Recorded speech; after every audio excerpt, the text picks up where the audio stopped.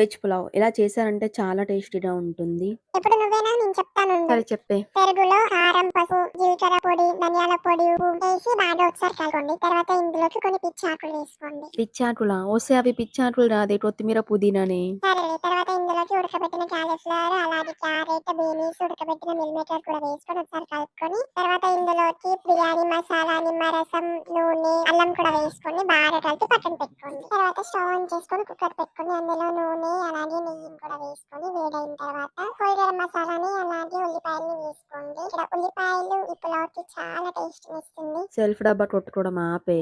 నువ్వు చెప్తే ఇంక అయినట్టే గాని ఆపు నేను చెప్తా. తర్వాత ఉల్లిపాయలు గోల్డెన్ కలర్ వచ్చే వరకు ఫ్రై చేసుకొని అందులో మనం మసాలాలు కలిపి పెట్టుకున్న కూరగాయలని వేసుకోండి. తర్వాత ఇందులోకి 1 గ్లాస్ బాస్మతి రైస్ ని అరగంట పాటు నానబెట్టుకొని ఇందులో వేసుకోండి. తర్వాత 1 గ్లాస్ రైస్ కి 2 గ్లాస్ వాటర్ పోసుకొని ఒకసారి ఉప్పు సరిపోయిందా లేదా చూసుకొని మూత పెట్టేయండి. 2 విజిల్స్ తర్వాత స్టవ్ ఆఫ్ చేసేయండి. అంతే వెజ్ పులావ్ రెడీ అయిపోయింది.